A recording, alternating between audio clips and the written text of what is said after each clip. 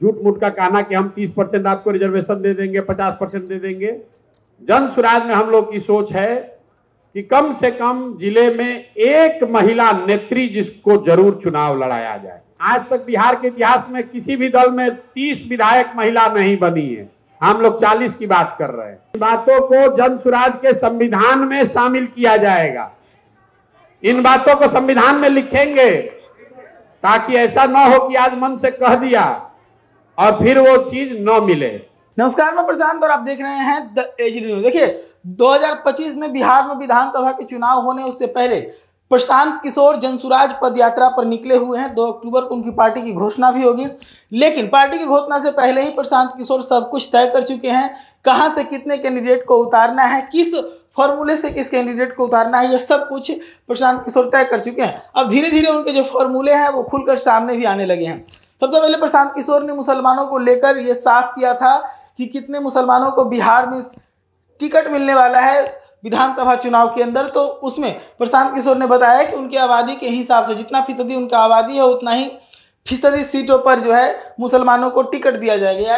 और अगर इस चीज़ को देखा जाए तो बिहार के 43 विधानसभा सीट हैं जहां पर मुसलमानों के चुनाव लड़ने को लेकर टिकट दिया जाएगा जनसुराज के द्वारा। इसके साथ ही कल प्रशांत किशोर ने इस बात को भी साफ कर दिया कि महिलाएं कितनी होंगी जिनको टिकट दिया जाएगा। तो इस पर भी उन्होंने साफ कह दिया कि बिहार के हर जिला से कम एक महिला प्रत्याशी जरूर होंगी, जिसके हिसाब से तकरीबन 40 महिला प्रत्याशियों के इस चुनावी मैदान में होने की खबर। तो प्रशांत किशोर पूरे मामले को लेकर क्या कुछ कह रहे हैं, सुनिए। महिलाओं को लेकर बिल्कुल स्पष्ट बोल देते हैं यहीं से, मंच से। आज की जो परिस्थिति है उसमें महिलाओं का मोर्चा बनाना, संगठन बनाना, झूठ मूठ का कहना कि हम 30% आपको रिजर्वेशन दे देंगे, 50% दे देंगे। जन स्वराज में हम लोग की सोच है कि कम से कम जिले में एक महिला नेत्री जिसको जरूर चुनाव लड़ाया जाए। प्रयास यह है एक। तो आपकी भी जिम्मेवारी है कि आपके बीच से जो सबसे सशक्त महिला निकल कर आए, जिले में से एक आदमी को। आज तक बिहार के इतिहास में किसी भी दल में 30 विधायक महिला नहीं बनी है, हम लोग 40 की बात कर रहे हैं। और इसे हम वही बोलेंगे जो कर सकते हैं। आपको अच्छा लगे तो आप सहमत होइए, और नहीं झूठा भाषण सुन के घर जाना चाहते हैं तो आपकी मर्जी है।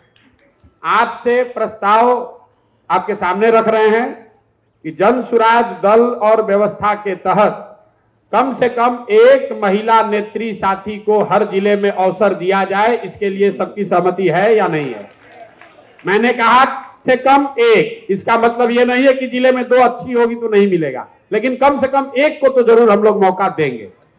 इन बात ध्यान रखिए, इन बातों को जन स्वराज के संविधान में शामिल किया जाएगा, इन बातों को संविधान में लिखेंगे ताकि ऐसा ना हो कि आज मन से कह दिया और फिर वो चीज न मिले।